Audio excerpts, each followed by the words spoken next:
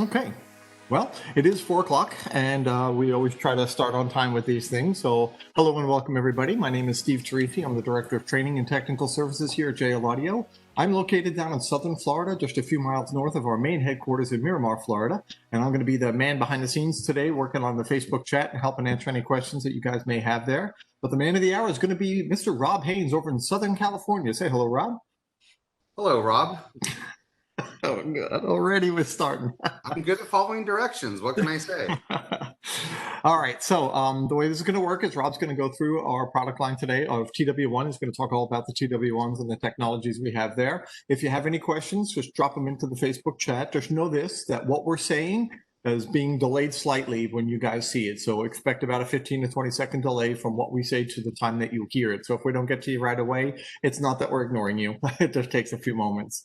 So whenever possible, I'll answer in the chat, or if it's something I think should be addressed by for the greater group, I'll go ahead and ping that over to Rob, because he will not be able to see what you guys are writing. So it'd be nice.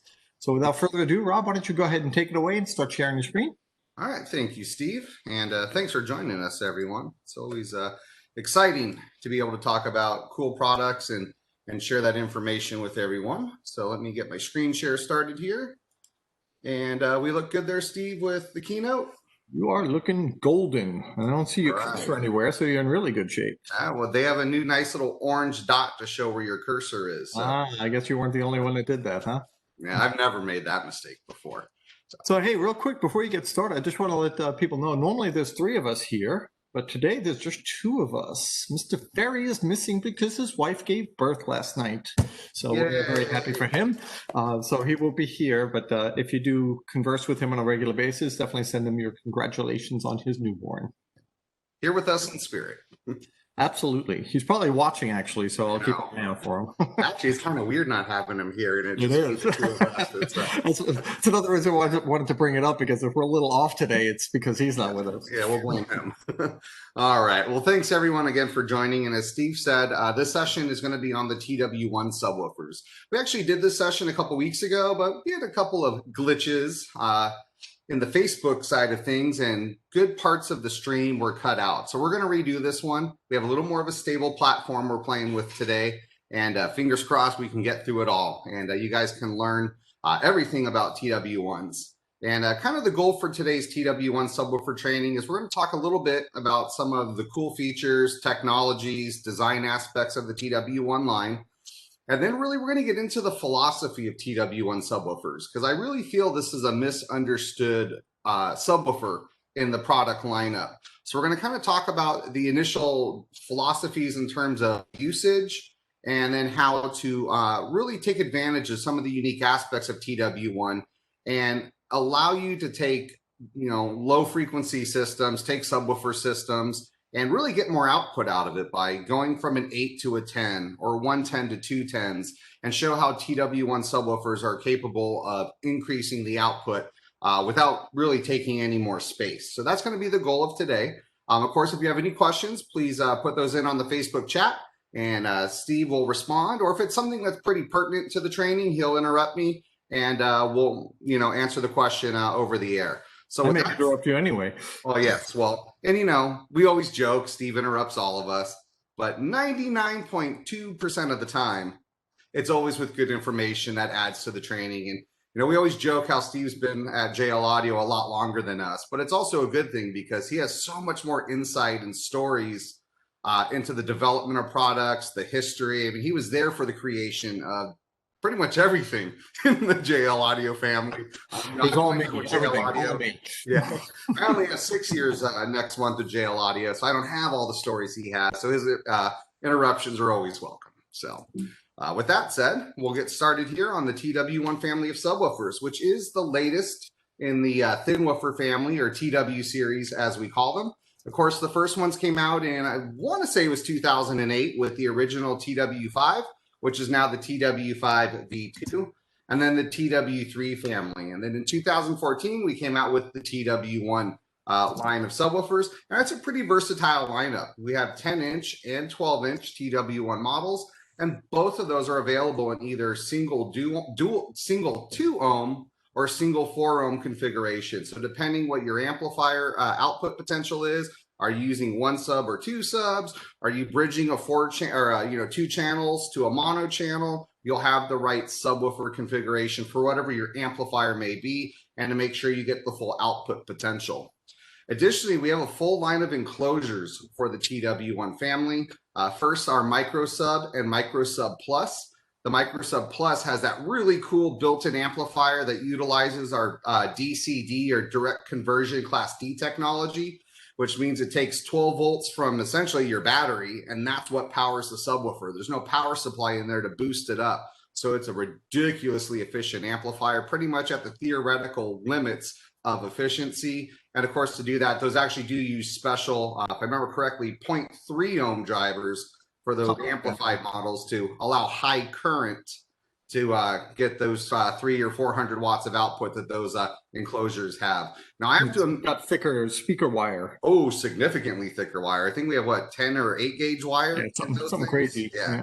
All to handle that current flow because it's a very low resistance driver. Now I have to admit though, when you talk about a micro sub and a 12-inch ported enclosure, when I first heard we were coming out with these, I was like, wait a second, you cannot call a 12-inch ported enclosure a micro sub. But when you see how small they actually are due to the TW1's low airspace requirements, I think we can get away calling them a micro sub because they are really small compared to a normal 12-inch ported enclosure. In addition to those, we also have the sealed enclosure options with our Power Wedge models. And again, there's the Power Wedge Plus for the built-in amplification. And on the Power Wedge side of things, the sealed TW1 enclosures, those are available in single or dual woofer enclosures. So again, more flexibility depending on what your system goals or space may be.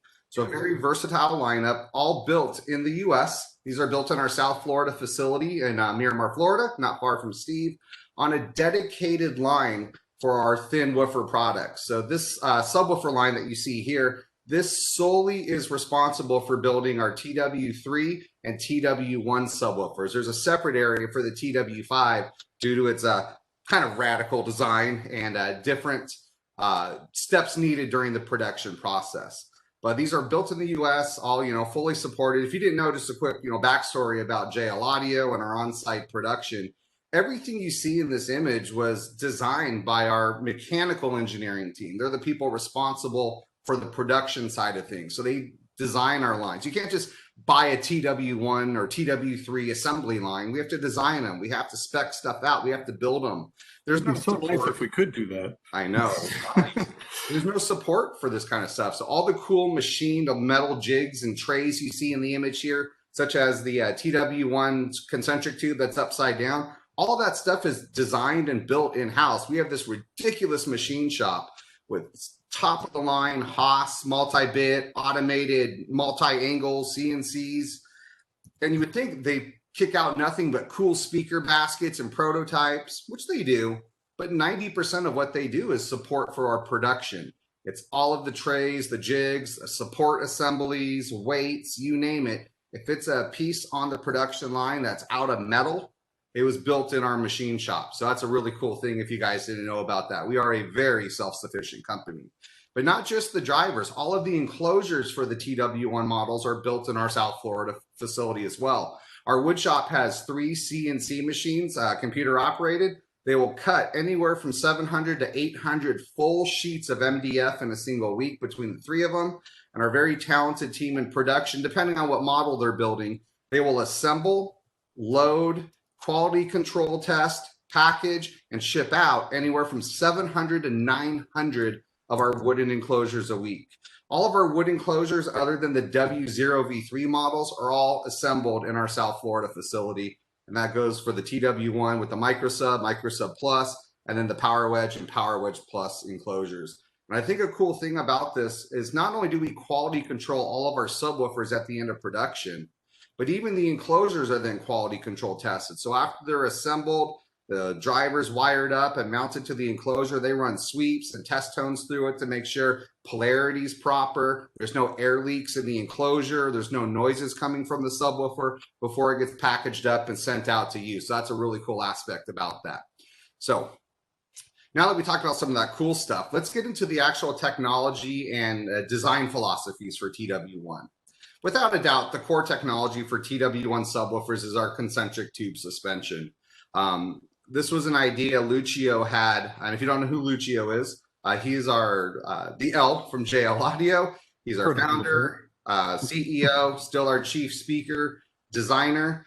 Him and an extremely talented team. I think they're up to like 18 or 19 engineers in Florida. They are responsible for every single JL Audio loudspeaker, from a C1 400, 4-inch C1 coaxial, all the way up to a W7, C7 product. If it is a speaker with JL Audio on it, it was designed by Lucio and his team. But before we had this big engineering team to support Lucio, he kind of was a one-man band back in the early 90s. Close to it, yeah. And he had this really crazy idea that, thin woofers were going to be the future. But there's compromises when you go thin. Typically, and I remember when the thin woofers started to become popular in car audio, when I was working in retail back in 2005, 2006, that's where we really started to see a lot of shallow woofers kind of start to hit the market from a lot of the big brands. But there was always a compromise. And I always thought they didn't sound right, but I wasn't as educated back then. I didn't know why. But if you think about a shallow woofer, by shrinking the basket and making it thinner, that's also then going to require a smaller motor, a smaller and stiffer suspension. So now we've limited the amount of output and low frequency response because we've compromised the excursion. How much can the speaker move in and out? Because we have a smaller motor, we have a tighter, stiffer suspension. So we're not going to get as loud as we would with a full range woofer. We're not going to get that low frequency response in those lower frequencies as we would with a full size woofer. So way before all of this, Lucio had this idea that if you could suspend the suspension around the motor, suspend the suspension. You can have a thin, low profile design without any compromise to the performance. And the reason why this idea in the early to mid 90s didn't start shipping until 2008 was the initial design for the concentric tube on the TW5 was so intricate that no one could make it. Injection molding wasn't as advanced back then as it is now. Certainly wasn't as easy. No, and after going to multiple suppliers, no one could make this piece. They said the mold is too intricate to make a concentric tube. So Lucio and the team actually stopped designing speakers for a hot minute and actually designed a mold so he could pay those people to make the concentric tube for him because he knew this was the right way to do it. So this is on the TW1. It's a little different than on the TW5, but if we look in the image here, you'll see this kind of black tube, plastic tube that goes around the motor and attaches to the cone assembly of the speaker. And at the bottom of that, you'll see the spider, the yellow cloth material that controls the inward and outward movement of the speaker. So by attaching the spider to the bottom of the concentric tube, we're able to stick the speaker's motor up inside of it. This gives us a lower profile design, but it doesn't compromise excursion. So we still get the ability to move inwards and outwards, get that output and low frequency response as we would with the full size driver, but without needing as much depth or space. So a really radical design that's been altered over the years with the TW3 and TW1s. We've kind of standardized it a bit using a more standard motor and voice coil than what was on the TW5. And that allows for a little more flexibility in terms of enclosure volumes, being able to run sealed and ported. And it really makes the TW3 and TW1 lineups with the changes to the concentric tube. It really allows for a lot more variety and flexibility in how you use these really cool subwoofers. Another important technology is our Tavir design. On the TW5 and TW3 products, the Tavir design is really cool because it allows us to get a larger surface area, a larger piston area, so we can get more output, we can push more air, but do so in a more traditional size frame. So that allows us to get more movement in a more traditional 10 or 12-inch frame. So we're not making an overall bigger speaker, but it allows us to make the moving parts of the speaker larger and get more output. Now on the TW1s, there's a different benefit to the Tavir design, and that is that we have these nice flat edges on the top, bottom, and sides of the TW1 products. This isn't necessarily to allow us to get that larger piston area, but it allows us to stack the drivers closer to one another freeing up a lot of space. And we're going to get more into that in just a bit when we start getting into the TW1 philosophies and really how to use these as the ultimate upgrade subwoofer. Another key technology on our TW1s is the engineered lead wire system. And again, this is a technology found on all of our subwoofers other than the W0V3 and TW5V2 products. Now, the engineered lead wire system is a really well detailed, design out way to have a consistent length and angle to the lead wires. Lead wires are without a doubt one of the most common failure points in a speaker if the speaker is overdriven and past its mechanical limits, and if not done right. Now, if you think about it, if you have too long of a lead wire, it can start to flop around and move or jump rope, which can create unwanted noise coming from the speaker.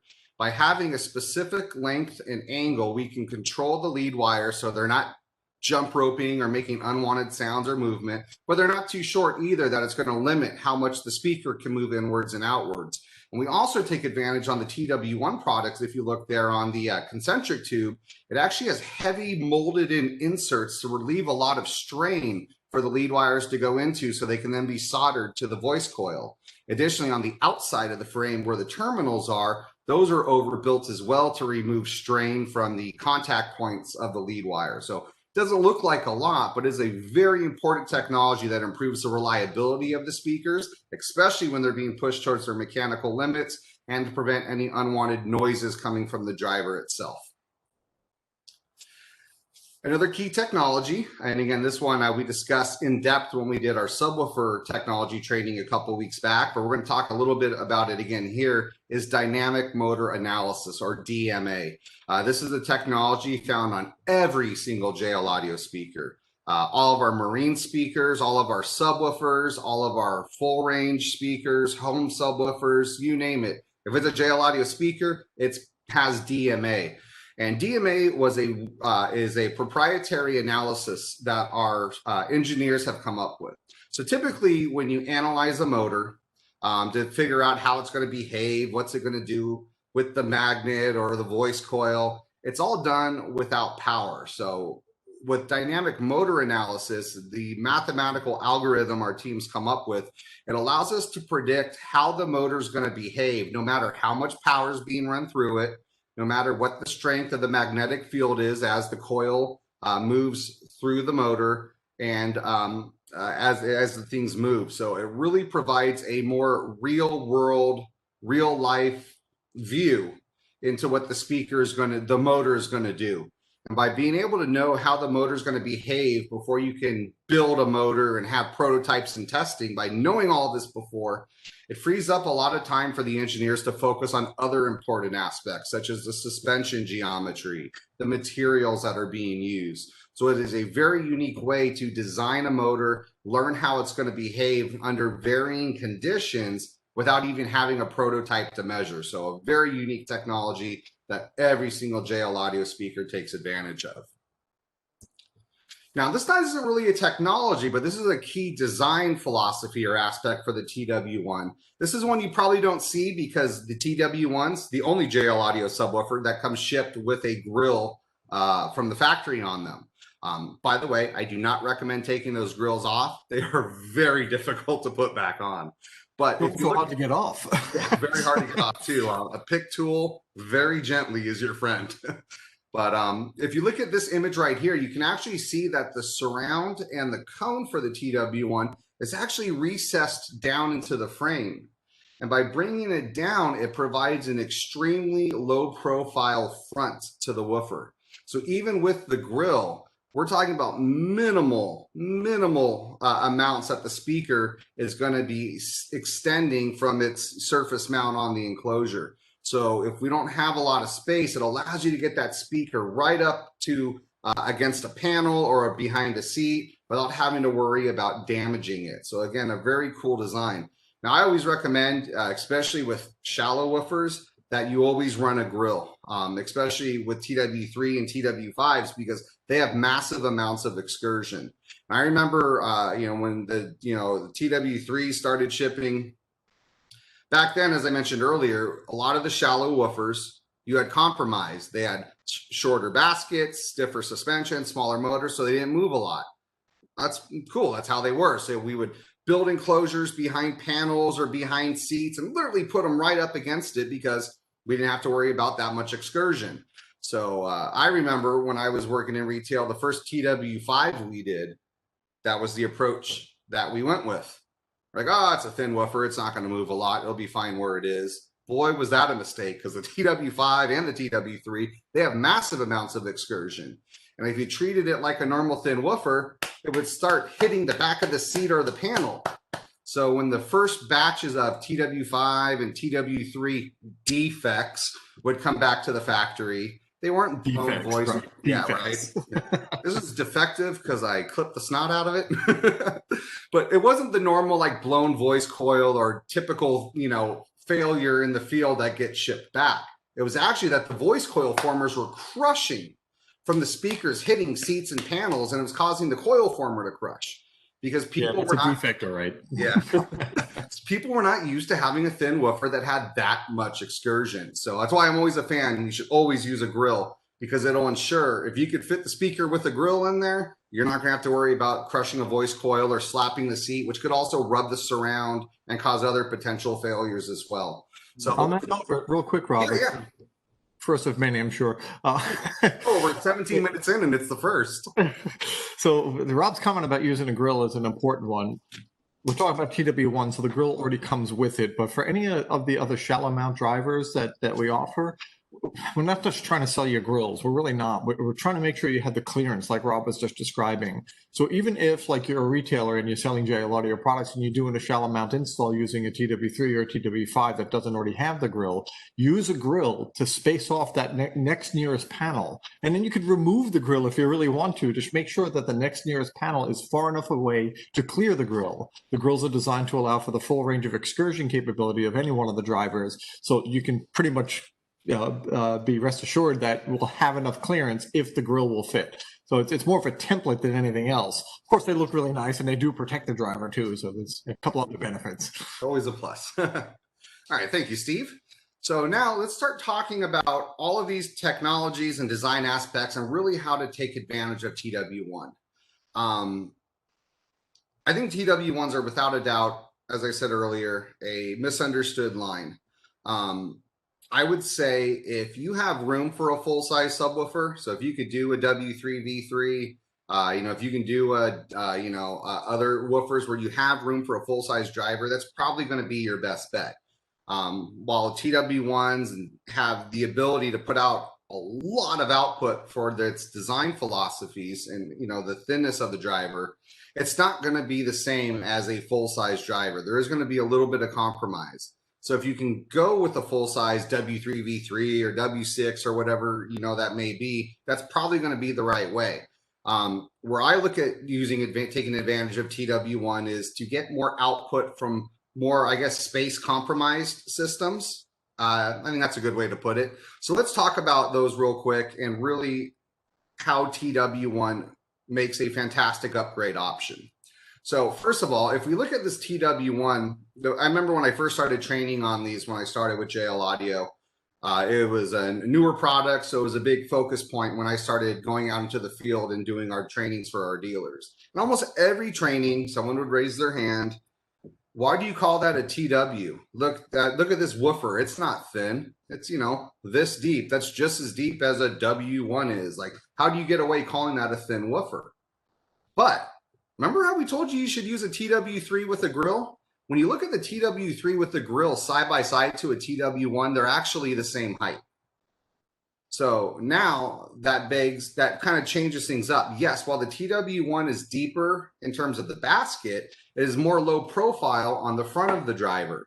We don't have the thicker frame and grill sticking out like we do on the TW3. So where do we want this extra space? Do we want this extra space in the enclosure, or do we want it on the front side of the enclosure? I always personally like to get my speakers as close to an enclosure or a panel or a seat as possible so it can load better and help disperse the bass to the vehicle. So, where is this extra working space going to be? Is it going to be in the enclosure, or is it going to be on the outside of the enclosure, as this image shows right here? So when you think about all of that, it actually is, I see this as a thin woofer. Yes, it's deeper on one side, but then that depth is not on the front side of the woofer. So it just depends where you want to use that extra space, in the enclosure or outside the enclosure in the case of the TW3. You look like you want to say something, Steve? I do actually. Just wanted to add to what you were sharing. You use a great word. You talked about working, like where it's going to work out for you. And the engineers actually refer to the overall size of the driver as the working dimension. In order to move, go through the range of excursion, you need space and clearances to allow for that driver to move. And when you design a speaker like they have with the TW1, they've designed it so that the working dimension, in this case, is deeper than it is in terms of protrusion, whereas the TW3, as your illustration here shows, is more protrusion than there is depth. But you still need a working dimension and the whole physical dimension there. And in your example here of the 10-inch drivers, the working dimension is almost identical between the two. But in the TW1, it's just pushed into the enclosure. And I'm just going to jump in. I know you have some other conversation points to bring up, but I recently was doing some research for a customer on a competitor product of a thin woofer. And I thought it was interesting because it has a really aggressive mounting depth, which is cool, of course, thin is in, right? But I noticed that the enclosure volume was large. It was like a normal size woofer, except now it could be thin. And it kind of made me feel weird. It's like, so I can make this really shallow box, but now I need to make it really, really wide or really, really tall to get the airspace I need. So our engineers have worked really hard to make sure that the thin drivers are not just shallow, but they also work in very compact enclosures. When we go to the Q&A a little bit later, remind me about some of the conversations I've had with some of the people in the chat that's sort of related to this and help out, but that's later. All right, remember to bring up questions in the chat later. There, you've been reminded. All right, so let's start talking about that Tavir design and how that benefit works with the TW1s. If you look at two traditional speakers, you probably, on a normal speaker, have a, I don't know, half-inch frame that goes around the speaker, maybe a little thicker depending on the model, the brand. Maybe there's a rubber gasket that goes around it as well. So we have this working area we can work with if we put two speakers right up against one another. But when you look at TW1s and take advantage of that Tavir design, it really does free up a lot of real estate. Now you might say, oh, ½ inch, 3/4 of an inch, that's not a ton. But in a lot of cases, that could very well be the difference between fitting two drivers under a seat or a single subwoofer under the seat. So taking advantage of this Tavir design, that extra space that we can squeeze two speakers into, especially a lot of these trucks where I see more and more of these enclosures under the seat, but a lot of times the customer doesn't want to lose all of their storage. So you have a subwoofer under half the seat only, and you have storage on the other side. Well, that makes it really hard to fit two subwoofers if we're only going under half a seat. So this is a scenario where TW1s in that Tavir design, that 3/4 of an inch you may gain very well could be the difference between being able to squeeze two of those under the seat or a normal 1-inch, subwoofer with a more traditional frame design. So really kind of cool when you start to see these philosophies that Lucio and the team had come up with when designing TW1 to really make it an upgrade subwoofer. Now, on top of that, the enclosures are ridiculously small. A 10 TW1 in a sealed enclosure only needs 0.35 cubic feet. 0.65 cubic feet for the 12 TW1s. Pretty much the box it's packaged in, if you can fit that under a seat or behind a panel, you can fit a TW1 there. Now, we are known already for having smaller enclosure requirements.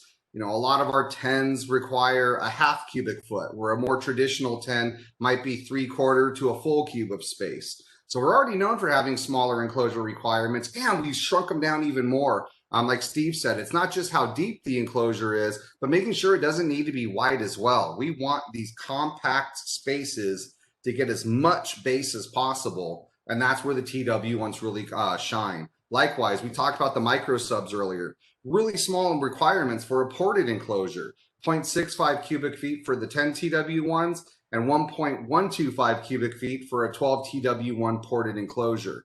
If the micro sub or micro sub plus options aren't, you don't want a prefab enclosure, you want to build your own, you're not sure about any of this stuff, please reach out to our tech support department, whether it's sealed or ported, it doesn't matter. Tell them what your speakers are, how many you have, what are the working dimensions in the vehicle, and they will design an enclosure for you.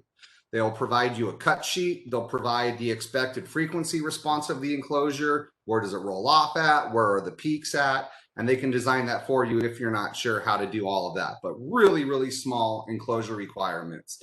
So when you take the small enclosure requirements, the Tavir design, that recessed cone, I want to kind of put all that together now and show how we can use TW1s to upgrade, to get more output. So what I've done here is I've created a chart showing the TW1 family and then comparable speakers in the JL Audio family, TW3, W3V3, W1V3, and W0. All of these speakers are close to the same power handling capabilities.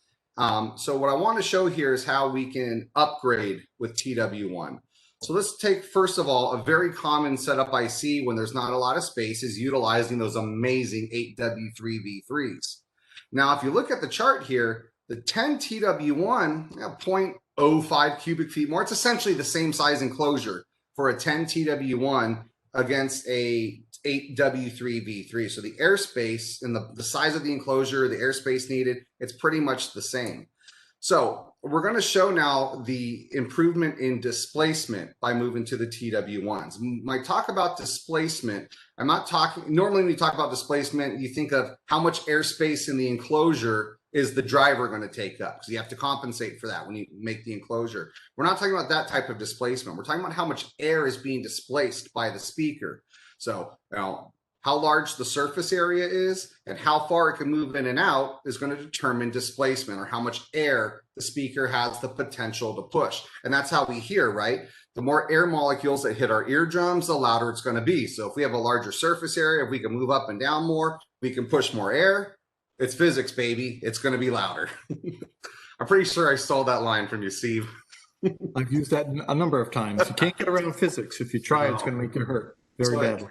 A single 8W3V3, but based off of the surface diameter of the working parts of the speaker and the X-max, the peak in and out of the speaker, it can have a displacement of 24.02 cubic inches. So that's how much air it's going to move.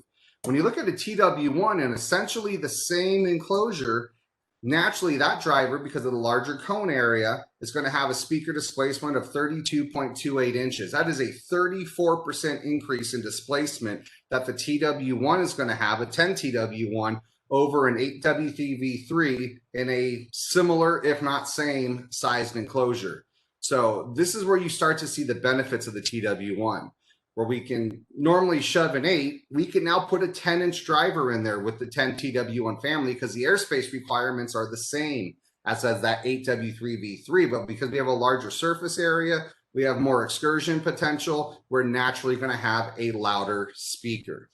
Now, comparison I put up here is a 10 TW1 versus W3V3. Now you might say, wait a minute, the W3V3 is almost twice the airspace as a 10 TW1. Oh, math, that would mean 2 10 TW1s would pretty much be the same as 0.7 cubic feet, but pretty close to that 0.65 cubic feet that the single 10W3V3 has.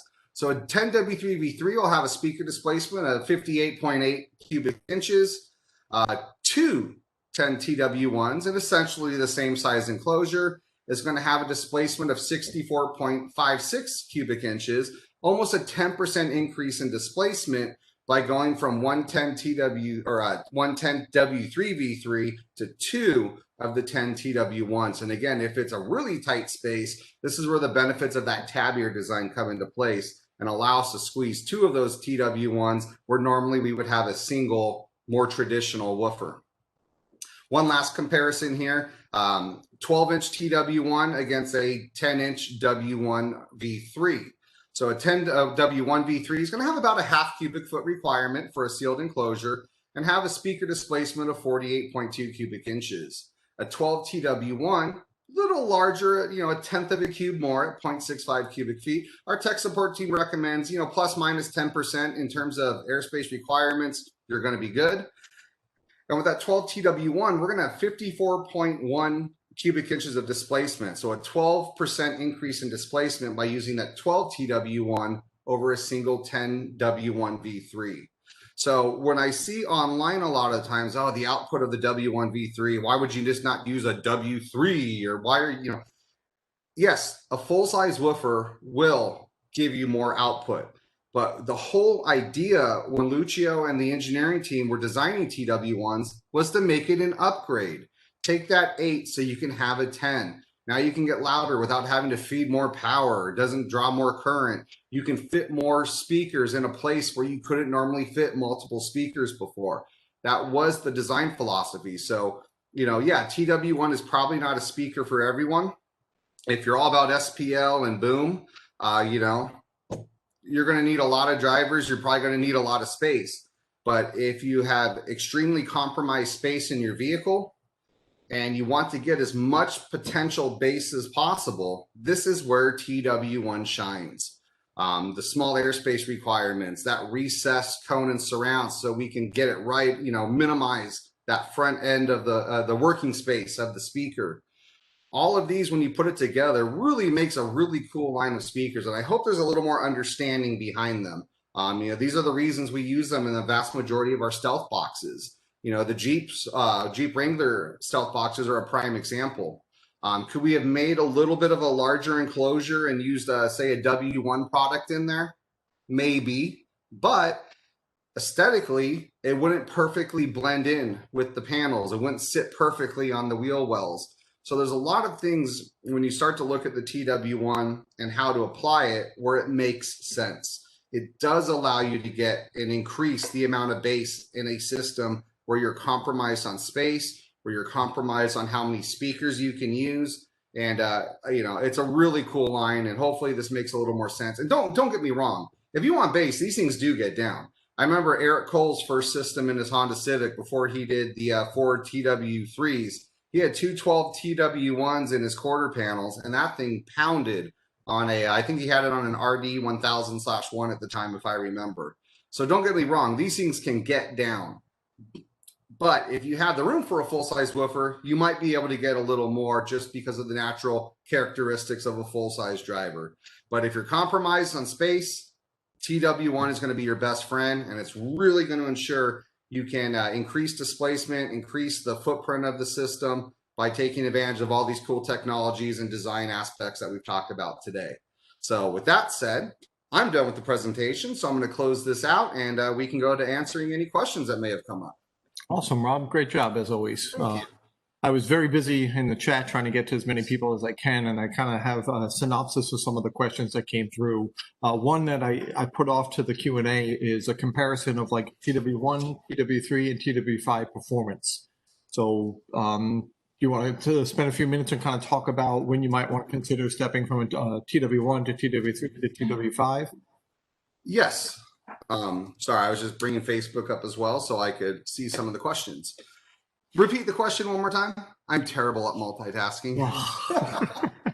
It's a tough one. The question came up about performance differences between a TW1, a TW3, and a TW5. And I thought if you could kind of go through that for everybody, since obviously the shallow is sort of the key element that's shared amongst all three, and there's a lot of shared technologies as well. But each one clearly has a different application. And as a result, there's some associated performance trade-offs as you go from one to the next design. And some of those are good, some of those maybe not so good. So if you want to spend just a couple of minutes and cover that, I'm going to go back to the chat there and see what else is coming up. Yeah, absolutely. I guess we'll start, at the top with the TW5 V2s. Again, that was the first one we came out with, and it really did show that you can have massive amounts of bass with a very low profile woofer. It's one of the reasons it's become the driver we use in our home in-wall subwoofer systems. Obviously the TW5, massive amounts of excursion, higher power handling capabilities. Some of that's due to the unique giant voice coil that actually goes around the entire motor of the TW5s. So while it's thin, TW5 is going to have a larger airspace requirement. It's the largest requirement out of our three lines of thin woofers. So that's one thing you need to think about. A little more airspace, and really the enclosures, because of the unique design aspects of TW5, they really need to be spot on. There's a reason we only recommend sealed enclosures for TW5s, and they need to be made to spec or you will compromise the performance. But if you do it right, the bass is amazing. TW3 family, there's a lot more flexibility. Yes, we have a little less power handling, but we gain more flexibility by using that more traditional motor and voice coil with the concentric tube. This allows us to have a smaller enclosure requirement than the TW5, but also we can now work with ported and sealed enclosures as well. So more flexibility for the system. Personally, the TW3s are my favorite. That's what I use in my Acura. I have 210 TW3 D4s running off of a VX 1000/1i in my TLX. So great sounding woofers, a little easier to work with. They don't need as much space. One thing I will say with all of our thin woofer products, I mentioned earlier we have smaller enclosure requirements that for all of our speakers, but that means especially with the TW products, a normal prefab enclosure, one, the airspace is going to be too big, but also with the Tavir design, it's not going to match up. So keep that in mind.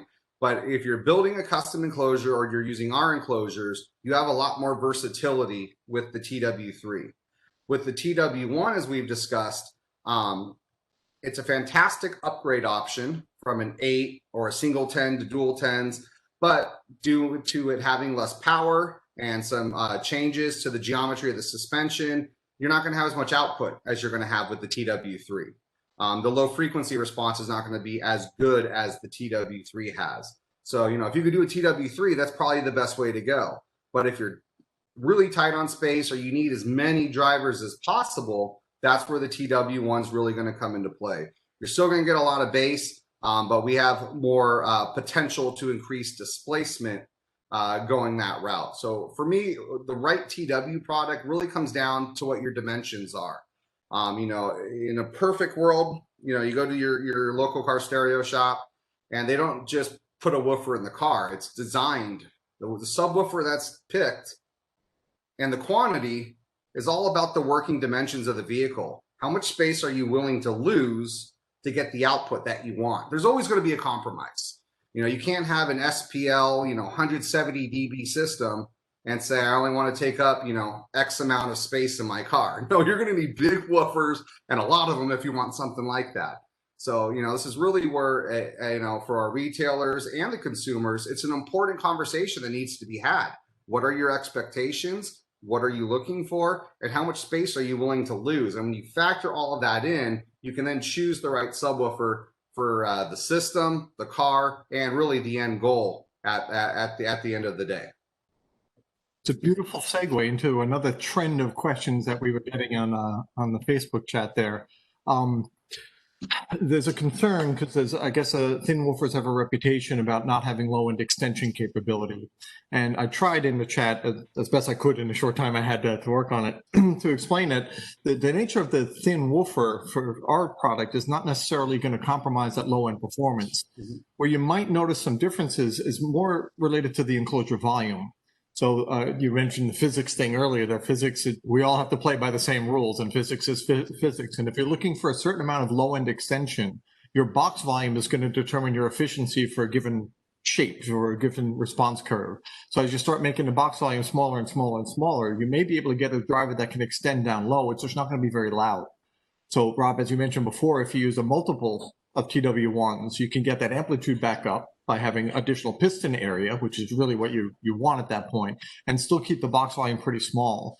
And I think we've had some conversation, you and I, Rob, about how to get the most performance from TW1s. And if you look at a 10 versus a 10, as your charts did, it's a bit misleading. It's really more of, it's almost like a half size, you know what I mean? So if you had an 8 and you wanted to go to a 10, you probably don't have room for the 10. A 10 TW1 is probably the driver that fills the gap between a normal 8 and a normal 10. You could get a 10 TW1 in. So it's a bit more piston area, a bit more excursion, and a bit louder than maybe what an 8 would have been. So again, there's nothing inherent about any of the thin woofer designs from JL Audio that's going to prohibit it from playing low frequency effectively. It's just how loud it would be. Sorry, another way of looking at that is an 8-inch subwoofer can play low frequency probably as good, if not better, than some larger drivers like a 12 or a 15-inch woofer, but it's just not as loud. It's just not big enough. It's just there's just not enough going on to compress and rarefy the air to make it loud enough to make you happy. The bass is there, it's just not at a level that you're happy with. So with TW1s, if you're trying to get low-end extension for a given box volume, like you mentioned, they're going to do a great job. So if you're lacking in any way. It's simply amplitude, not the depth of response. Does that help, Rob? Did I do okay? Actually, it actually brought back a funny memory of mine. I always thought, a small driver, it's not going to produce a lot of low frequency.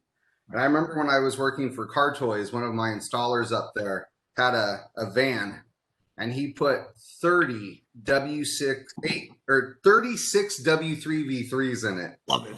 30 6-inch subwoofers. And I was like, oh, this is just going to be like a mid-bass punch. Oh no, the low frequency, I mean, you felt it in your gut. I mean, it was just like having full size, big subwoofers in there. So like Steve said, don't let the fact that it's smaller, fool you. The low frequency is there. It's just the output. And that's where adding more subs is going to help bring that amplitude up. For me, go ahead. Sorry. I say, for me, I don't, again, if you're all about SPL type low frequency thin woofers, they're probably not the right subwoofers for you. That's where you got to compromise the space and go big. Right. But for a normal, what I call the enthusiast, the typical car audio customer, they want it loud, they want it dynamic, they want it fun. The low frequency response from a TW product, without a doubt, whether it's 1 or 2, it's going to be there. I know my 210 TW3s, when I get those really low notes in my car, I feel it in my stomach. I feel it in my lower back through the seat.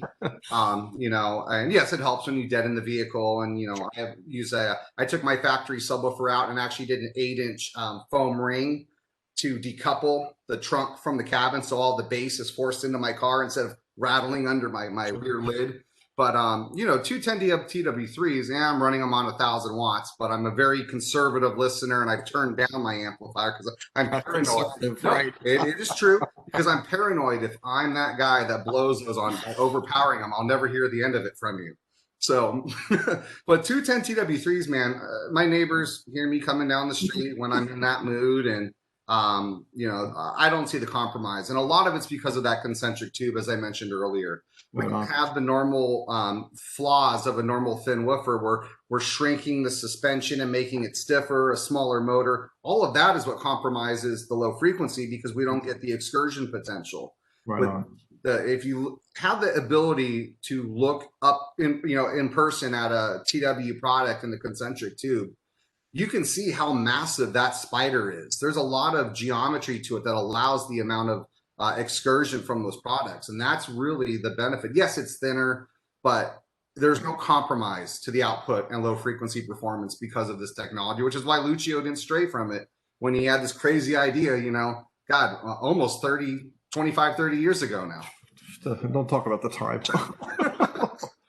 Rob, you chose some words that I really like. You used the word compromise a lot, and you talked about larger woofers and what compromises are often made there. And some of the comments in the chat kind of spoke into that a little bit. One guy was, he said that I think he said he's doing a fiberglass well in his car, and he's made it large enough to fit a 15-inch woofer. And the dimensions may be physically large enough to fit a 15-inch woofer, but the airspace is what really matters. And I've seen this a lot. I'm not saying that this guy was going to do it wrong necessarily, but very often they'll just simply take rough dimensions and say, I could fit 15s or I could fit 12s. It's the airspace that matters most. And it's hard to convince people of this, because if you take a larger woofer and you put it into a box, that's really not ideal for it. The compromise you'll make on the low end, that's why I like the word you use, the compromise that you're going to make on the low end just to get a larger speaker in that location is probably not worth it. It would probably be better to use a smaller speaker and not compromise that extension at low end, the depth of the response, in favor of, instead of jumping to the 12 and compromising that, stick with the smaller driver and don't compromise that. Yes, you'll have to deal with the fact that it's only a 10 or whatever the case may be, but if the performance is there, that's all that matters. Yeah. On the heels of that, I'll tell you a quick story, and we're okay on time, so I'll tell you a quick story that one of the women that we work with, her son was interested in getting an audio system. Mom works at JL Audio. Hey, Steve, can you show my son what he should get? Because he's talking about all this crazy stuff and I don't have that kind of money. I said, I understand. So brought him out to my car. I have the Mazda 3. And I had one of the micro subs that Rob mentioned earlier, 8-inch version, not the powered one that he was talking about, but one of the early ones with a single 8W3 in it. And I had it on the back end of an amplifier, I don't know, a couple hundred watts on there, maybe a little bit more power. I kind of do what Rob does. I say I'm conservative, right? But I played it for him, and I had him pick songs that he listened to. So I wasn't playing some safe stuff, and he listened to a couple of different tracks, and he was like, yes, this is what I'm looking for. I said, fantastic. I'll go tell mom. She'll hook you up. I went in, I wrote down everything for her, and she said, great, this is all he wants. I said, it's what I played for him. He loved it. When he found out that it was only an 8-inch woofer, he's like, nah, I want a 12. It's like, no, you heard it. You want what you heard, and what you heard is an 8. It's the concept that a 12 is going to be better. It could be. It could make more output. It can make it better if you can give it the space. And if you can't, I would go with what Rob said. Don't compromise. Pick the right woofer for the application you're picking. You know, whatever you're doing. Another guy was asking about application stuff again, so this is relevant. If he could do an infinite baffle with a TW1. And I said, well, you could do whatever you'd like. We can't stop you from doing that, but it may not give you the performance that we think you would come to expect from a product from JL Audio. And I also encourage them to take a look at the enclosure volumes, because like a 10-inch woofer, it only needs about 0.35 cubic feet, which is just about the size of the cardboard it ships in. So if you could fit the woofer, you might even be able to fit an enclosure instead of, you know, just hanging it there. Build an enclosure up and attach that to the rear deck if that's what you're doing.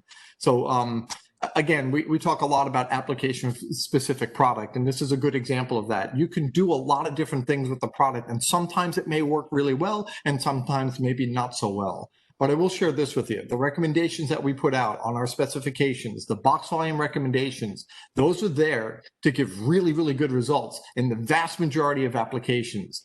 The rare times that our tech guys are going to deviate from those recommendations is in extremes, as I think of them as extremes. If you're dealing with a really, really small vehicle, they might ask for a slightly larger box volume. It has a lot to do with the transfer function, the effect that the car is going to have on the response. So smaller vehicles, you might want a slightly larger box. And I know that kind of hurts your brain because it seems opposite of what we really would want.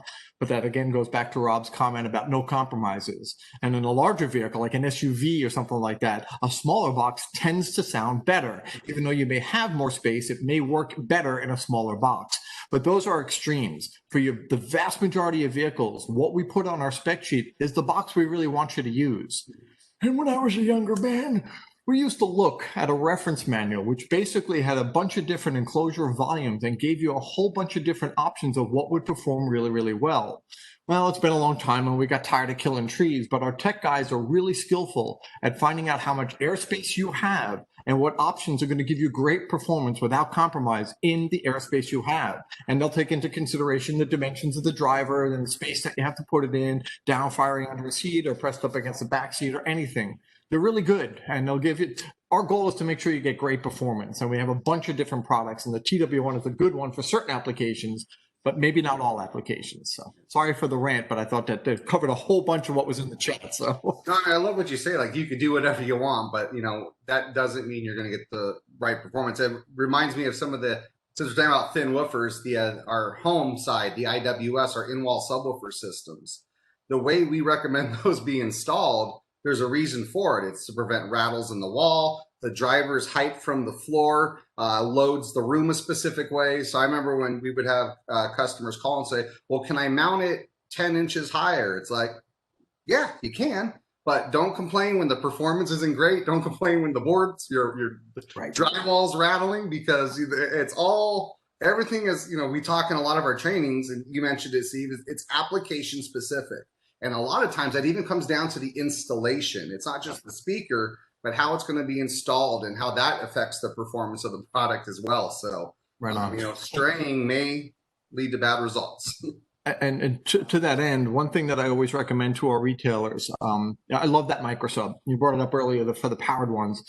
And it's a great product for lots of different things. And what I used to tell people all the time was get a microsub in your shop, so that when you're doing a custom enclosure for any of your customers, put the microsub where you're thinking about putting an enclosure. Because like you mentioned, Rob, the installation itself can also affect performance. So grab the microsub. It's small enough you can fit it just about anywhere. Put it in the location you're thinking about building a custom box. Kind of aim it the way you're thinking about doing, and basically set it up and listen to the bass response. If you're getting good bass response from the microsub, because it's a known good quantity, it's a good sounding box and it's really compact. If you get good performance from that, building your custom box with the same orientation in the same general location, you have a much higher chance of that box also sounding great. Because if you're anything like I was when I was in retail, I always got nervous doing a custom box. Not because I didn't know what I was doing, because I could design a really good box, couldn't build it. I needed installers, but I could design a really great enclosure. But sometimes it just didn't perform well. Test it first. You know, they always say when you're cutting wood, measure twice, cut once. I do the same thing with enclosures. Test it twice and build it once. Because as a customer, you want to pay for performance, right? And if your retailer can't deliver that on the first go around, you're going to go back and they're going to have to redo it again until they make you happy. So this is a great way of making sure our customers get really good results right out of the gate. You know, build a tiny little box for a TW110 or something. You could use that as your test enclosure. Use that. And if that's enough, if it fits in the spot and it's exactly what the customer's looking for, you're done. You got a solution. If not, your custom enclosure has a much higher chance of sounding great.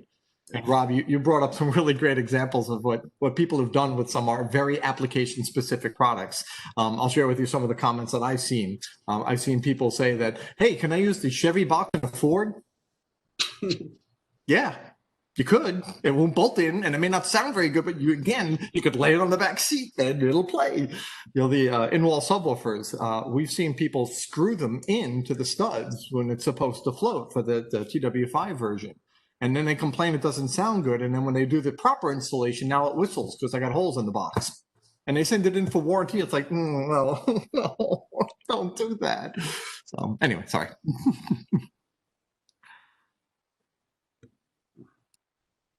We had a lot of people on today. This is maybe we had a good group there. We had a good group. I'm scrolling through again because my Facebook refreshed and it shrank my screen on me.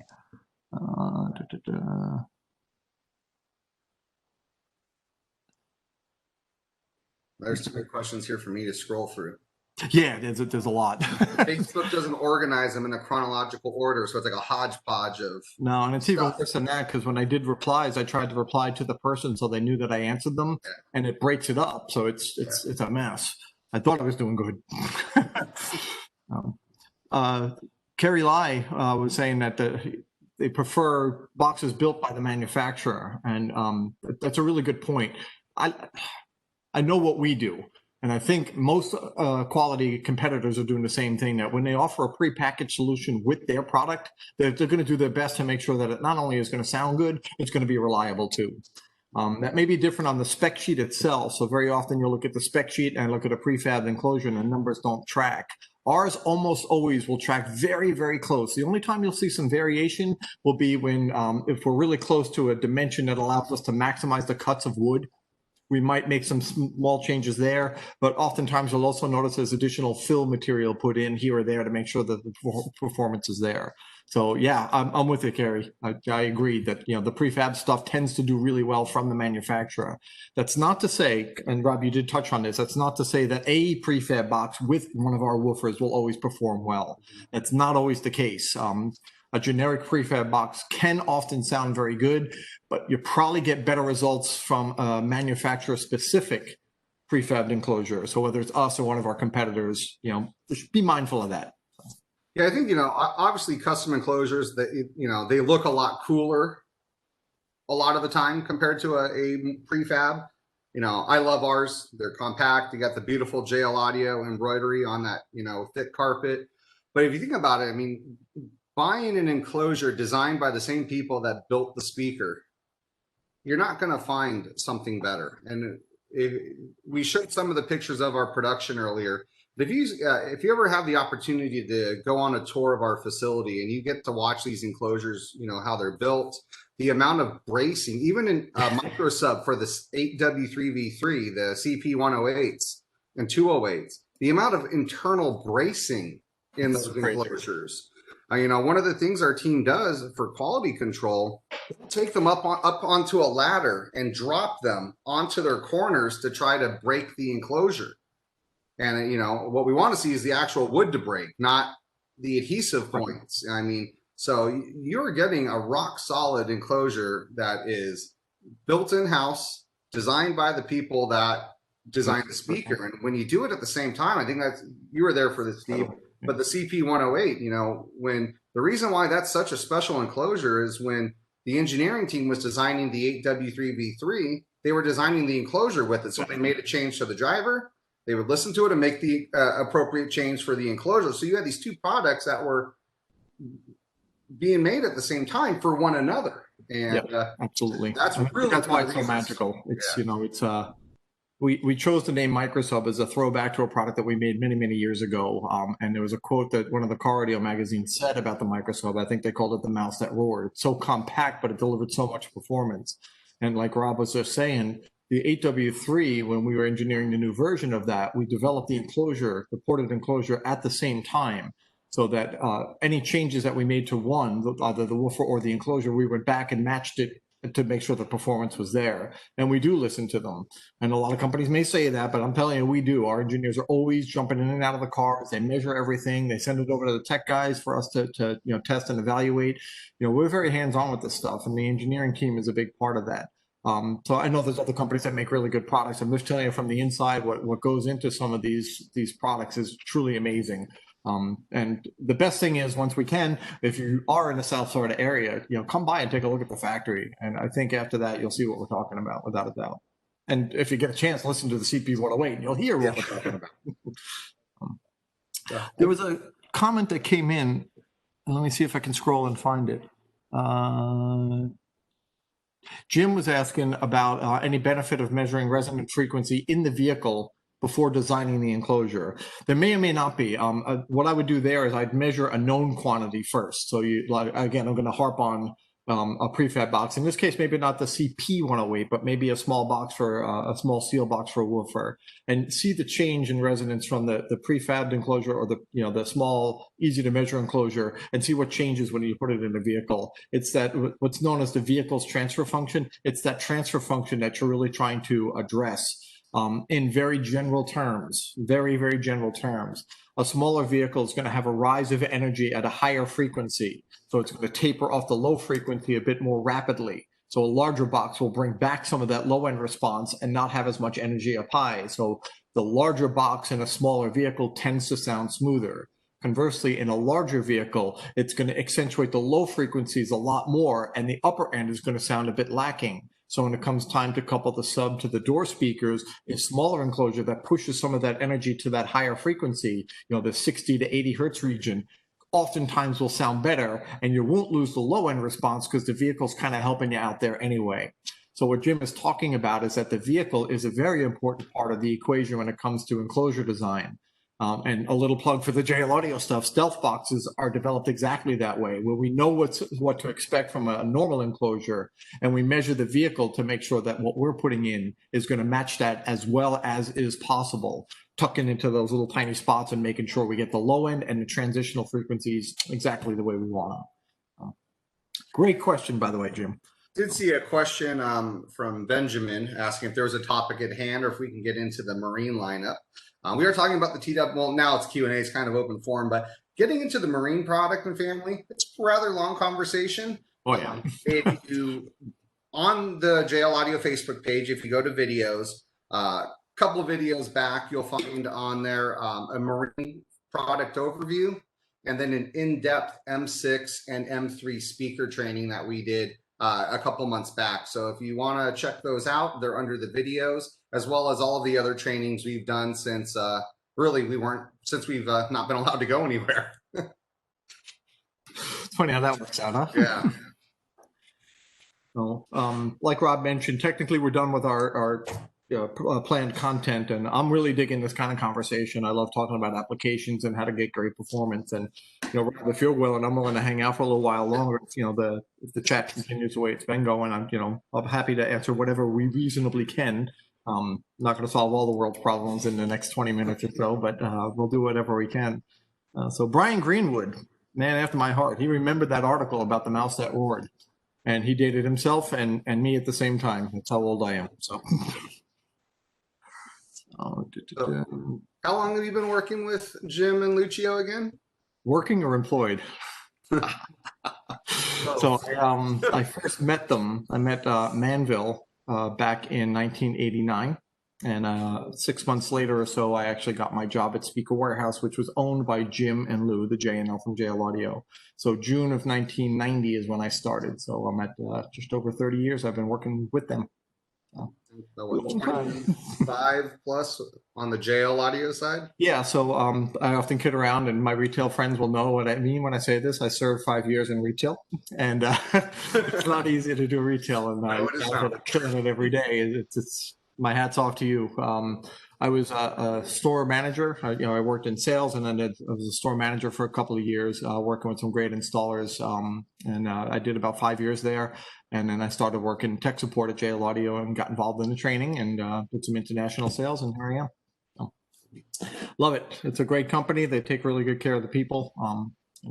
It's rare you find someone that stays put for so long. So, but I'm not unique. We got Dwayne that's been there just as long, Brett that's been there just as long, two of our engineers. Manville's there longer, Alan's there longer. I mean, there's a list of people that have been there 25 plus years. It's too long for me to even recite here. So, testament to the family nature of the company. Without a doubt,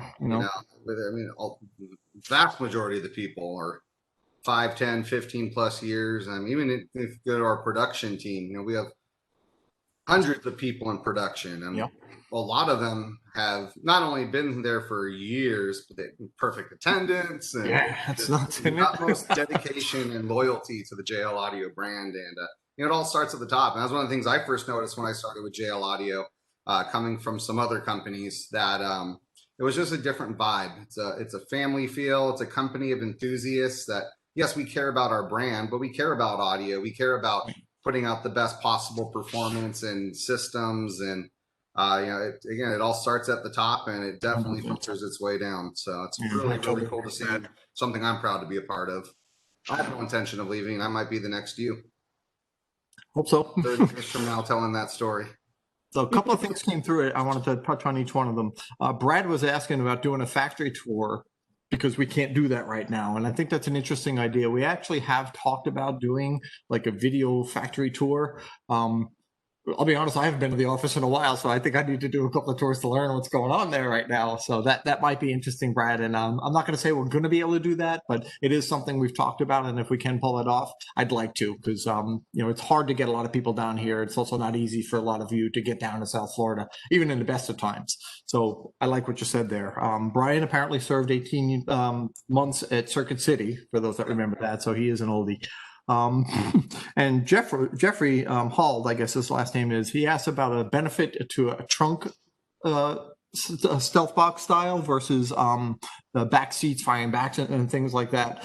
So regarding stealth boxes, and this is an awkward conversation, and Rob, I think it speaks into some of the things that you shared in terms of the right product for the job and all that.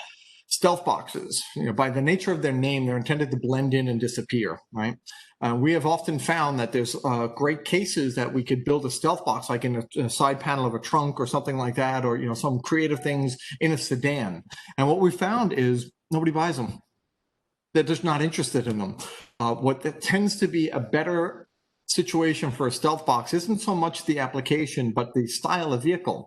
So very often, and it's counterintuitive, but if you have an SUV, you've got all the room in the world. You could build any box that you want. But typically the person who owns the SUV bought it because it has all that room. And if you try to take up that room by putting a big subwoofer box in there, that's an obstacle. And it's not a good one. Stealth boxes help solve that. You get great performance without taking up a lot of that space. Sedans, they have trunk space, and you can usually fit like a pair of 12s underneath the parcel tray, firing towards the back all day long without taking up all that space. So a single 10 or even a single 12 from the stealth box, the value proposition isn't there because you're not gaining as much. Well, how do I word that better? The trade-off of space versus performance, you could get, by giving up a little bit more space, you can get a lot more performance. They're around the same money. So those equations don't really work. However, what he may be asking, Jeff, if I'm way off base on this, let me know. What he may be asking is, in a typical application, is it better to fire speakers towards the tailgate, the back of the vehicle, the license plate, or fire it up or forward? It really does depend on the application. That test of the predetermined enclosure that's small enough is a great way of telling. Very often you'll get more energy firing it backwards because it tends to load, but then you have all the rattles to contend with, right? So you can get rid of some of the rattles by firing forward, but then you have the chance of cancellation where base waves can come back into the trunk area and kind of nullify some of the performance. The installation, like Rob was saying earlier, the installation is key in those applications, making sure it's done right. Best thing to do, test it, work with a shop if you're not part of one already, or check with our tech guys and they can give you some guidance. I keep harping that, tons of times I put our tech guys' emails in there because these guys are really active, involved. Most of them already know who Eric Cole is, and you can't get a more dedicated or passionate person who's willing to jump into a car and test everything than him. Carlos and Lee, they're both, two of the same kind of guy. They're very willing to get out there. They do some tinkering on the side to learn more about vehicles. They know their stuff, and they're really good at what they do. Rely on them, use them and abuse them. Well, use them, maybe don't abuse them. Like what you were saying, Steve, I know when our team does do in R&D, when they start doing Stealthbox development, they do what you talked about earlier. They put a CP108 or a small enclosure in the different parts of the vehicle where they think they can make a Stealthbox work, and they listen to it, and they find which spot sounds the best, minimizes rattles, all of that stuff, and then they determine. Then they'll start to scan it, and then they can start 3D modeling it, making all the different molds to test. So, even with Stealthbox development, we're doing the basic thing Steve recommended earlier by just taking a small compact enclosure where we think we can put the subwoofer and then listening to it to make sure the performance is what we want before we start wasting time developing something that may not work. Right. And there have been cases where we go through the process of developing something and we get the performance, but we just don't think it's enough. It sounds really good, but it's just not enough. It doesn't have the oomph that we're looking for. Years ago, there was a Ford Sport Track, and I remember it vividly because we worked on this thing for way too long before we said, you know what, forget it, we're not doing it. And one of the considerations was, where do you put the amp? We could do a box with a pair of 8s, but there would be no spot to physically put an amplifier. So we said, okay, well, let's use something else. And we wound up with a box with a single 8 with an amp rack next to it. But we honestly didn't think anyone would be happy with the overall output of just a single 8. So we scrapped the whole thing. I mean, you'd have to take the seat out and do other things like that, which would be more of a disruption to the vehicle than a Stealthbox product would normally be comfortable with doing. And we do make a couple of mods here and there, but that was just too much. So apparently my second part of my tirade for Jeff covered it. It was about the performance overall, not the why one Stealthbox over another. So I'm glad that at least part of what I said was valuable. All right, so Rob jumping in for the win there. Thank you. Yep. So there have been a couple of questions about how do we have videos on this. So yeah, if you check our video section, there's a lot of videos. We have our 10-part DSP course. We really started off the online trainings with, where it's not just, here's a DSP amplifier, here's how you tune it. We literally break it down to the basics in terms of what the product is, terminologies and understanding the technologies, all before we even get into a basic and advanced tuning process. So if you're into VXI and tweak type products, there's a 10-part course that will, if you know nothing about DSP, but that VXI is really cool and I want it, watch those 10 videos and it'll literally lay the framework for you to be comfortable to go in and tune your vehicle. We've got videos covering our Marine family, M6, M3 speakers, the entire car line of speakers. I think we have the subwoofer technologies. We've got other Marine tuning classes. I mean, there's a lot on there, so definitely check them out because there's probably something you might be into if you haven't watched these live with us. And there's more coming. As Rob just mentioned, we've created a couple of overview presentations, and it's really to help people who are unfamiliar with the brand and they want to learn a little bit more about the subwoofers in general or marine products in general. And then we've been starting to go down the path of more specific content like this training today on TW1s. And someone asked if we have W7 training like this. And I said, just wait, hang up there. We have a list, we're going down. So, Rob, your comment about the DSP course is an important one, I think. Obviously, there's a benefit to understanding the product itself, the VXI or the MVI product. But the actual tuning portion, there's the audio basics that we cover where there's several sections of, it's more generic, it's more technical in nature, and it's not product specific. And as you might imagine, I eat that up. I love the technical stuff, and that's why we let you do those ones. No, because I get all geeked out. But what I like about that is there's a lot of people out there making really good DSP processors, and there's a lot of guys out there that are doing tuning and trying to get the most out of it. Very often we kind of go down the path like, look at all these bells and whistles, let me turn them all on, and we wind up making things not sound so good. So the idea behind those trainings was to kind of give you an idea of what we're going for, what are we looking for, and how do we get there. And yes, of course, it's focused mostly on our products because we have more access to that. We're really good at those. But the concepts of the audio basics section of that multi-part course, those apply to anybody. And it goes back to the comment about physics. We're all playing by the same rules. And audio is audio is audio. It's not just jail audio, it's all audio. So they're really good courses there. If you're not interested in the product, you can kind of skip those sections. Don't tell sales I told you that. But you could if you really needed to. If you're only looking for the technical content, it's there as well. And to that end, we do plan on doing some more technical specific content, application-based or installation-based. We're just carving up the time appropriately. And, we had a couple of things going on these past couple of months. I alluded to one of it earlier. Kevin, his baby was born, so we didn't want to get too deep into anything until we kind of had some of the personal stuff settle in a little bit. So Jeffrey's making fun of me about being excited about technical stuff. I like Brian's comment that DSP is a matter of understanding audio physics and analyzing measurements. That is so true because it is true. DSP can make a car sound phenomenal. And if you don't know what you're doing or if you're doing stuff wrong, you can make it sound terrible. Yep, so it really is a balance of knowing what and when to make corrections. For me, really, it's analyzing an RTA and finding excess amounts of energy. It's not just all boost, boost, boost. For me, it's all about removing the excess energy. You can then amplitude it up later, but on the EQ, I don't boost anything with my EQ. It's all cut, so I have a smooth response and remove the acoustical peaks or issues that the cabin of the vehicle is causing. Since we talked about it in the 3 pillars training of tuning. We're not in that golden triangle that you would typically have in a home system where you're. If you have a McLaren, you are. Yeah. For the 3 of you. So yeah, there's it's really, for me, you're trying to unbreak the stuff that's broken due to the natural speaker locations and setup of a car or a boat.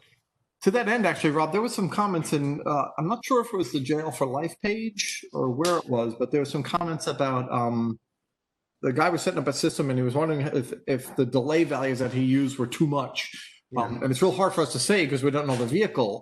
But he mentioned in his comments that it was very heavily right-size biased. So he was adding delay to try to bring that in. And Rob, you mentioned the 3 pillars, and delay is one of those. The time arrival, obviously making sure things are cohesive in the time domain is important. But there's also level.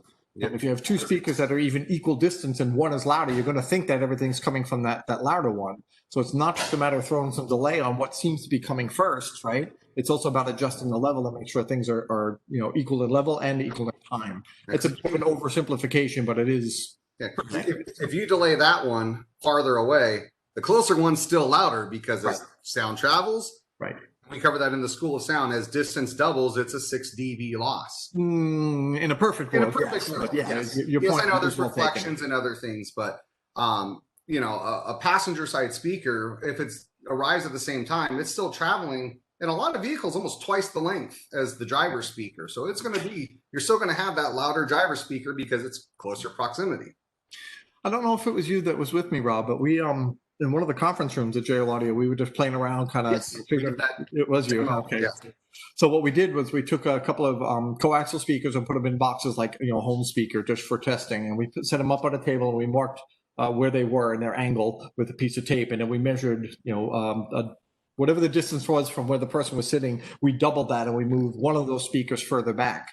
And then we tried to bring it back by, adding delay to the one that's closer, and it didn't work because the level wasn't right. So then we reset everything and we just changed the level and we moved one back and it still wasn't right. It was a combination that made the most sense.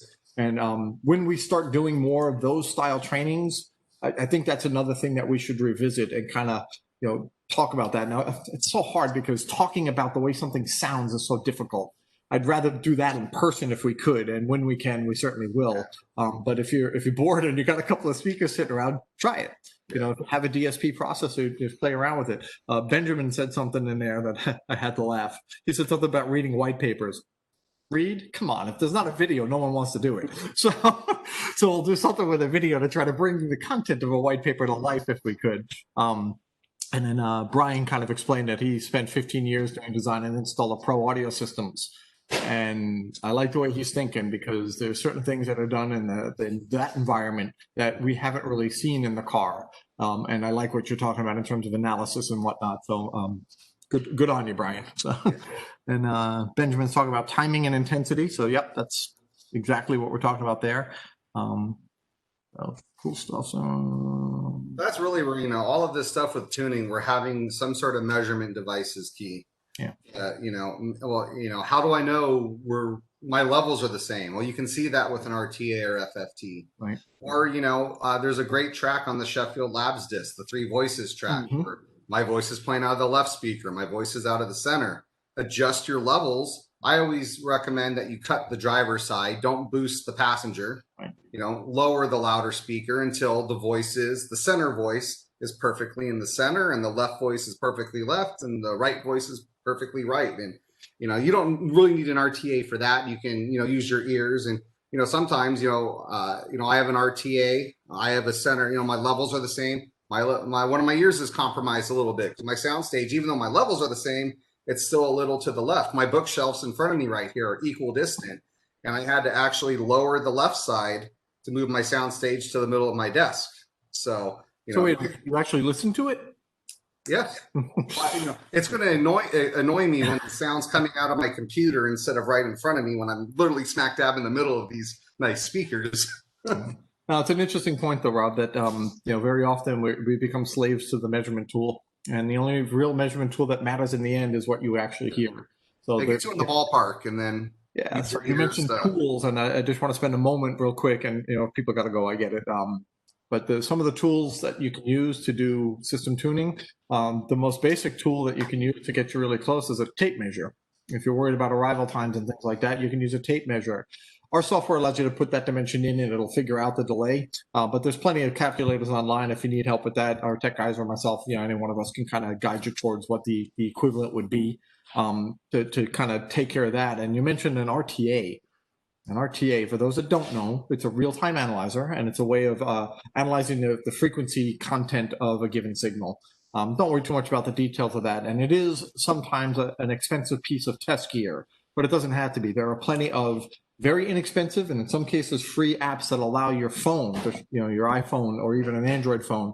I'll come back to that comment in a moment, but allow this to be a pretty darn good RTA. And if you already have the hardware itself, the software is very inexpensive, and it can really help in the system tuning.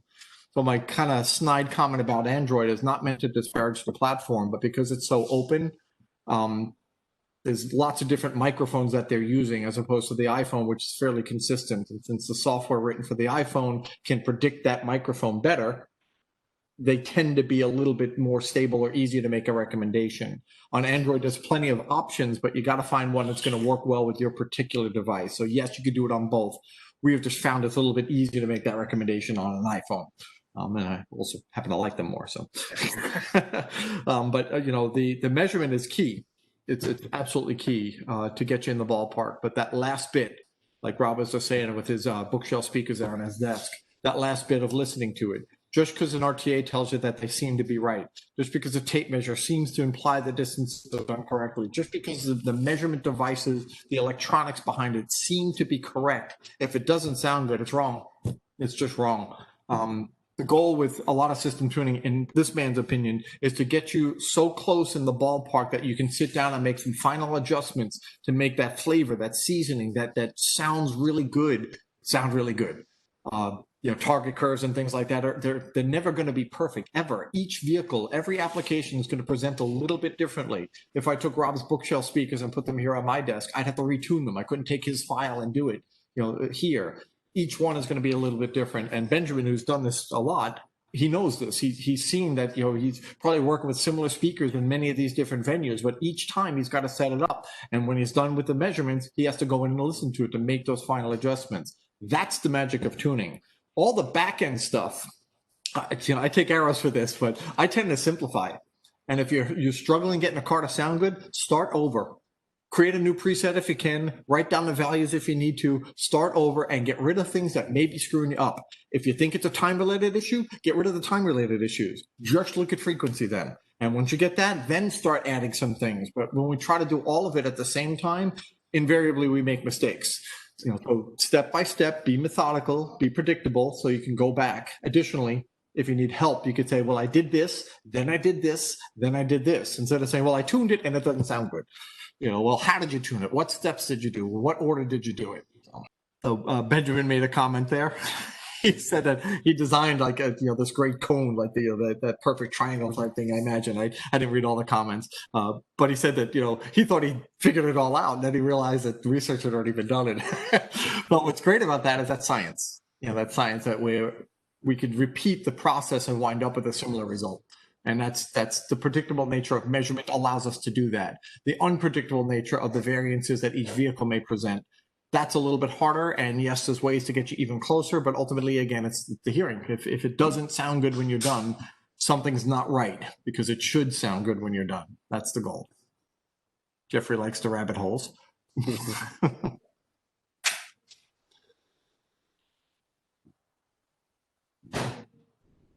I like that at least two people now have mentioned reading like research papers. Yep. That's great, because I remember, again, back in the early days where there wasn't an easy way of doing videos or doing this type of a conversation. Writing was it. Writing was all you had. So you'd have to put together a paper that someone could actually understand and read. And some people would aim for the higher, more technical side of it. Personally, I tended to go to the more general application. I figure there's a lot of people out there that don't have access to an engineering department like we do. So if I get stuck on a white paper and I need help, I go to the really smart guys in the back and say, what the hell does this mean?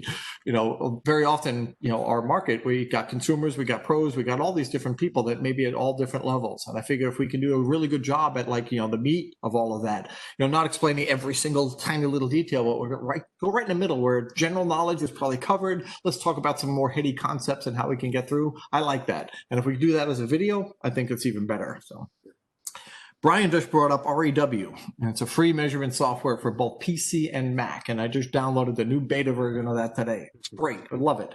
Now, you need a mic and a way of getting sound into your computer. So there's a little bit of investment there. But if you make that small investment, you can take some really good measurements using REW. We like that software quite a bit. The guy that wrote it is really, really good. John, he's a smart guy, and he's done I honestly have no idea why he doesn't charge for it, but he does ask for donations. So if you are using the software and you could throw him a couple of bucks, it's definitely worth it. It's become a bit of a standard out there. So help a brother out, so to speak.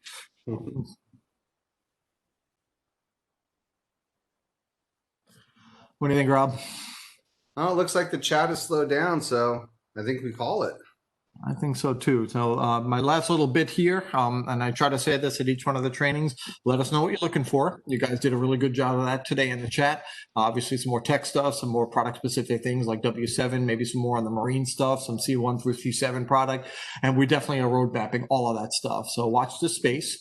We tend to use the Thursday at 4 o'clock time slot for 4 o'clock East Coast time in the US, but that's open for conversation. Well, if there's a better time, I know a lot of our retail partners are very busy lately, which is really good news. So some of them can't always join. Let us know what you're looking for. We'll do our best to accommodate. We're here to provide information and help in any way we can. And if there's something you need help with at a different time, let us know. So with that, I'm going to say farewell and good night, or good afternoon, or good morning, depending where you're at. And we'll catch you next time. Thanks, guys. See you.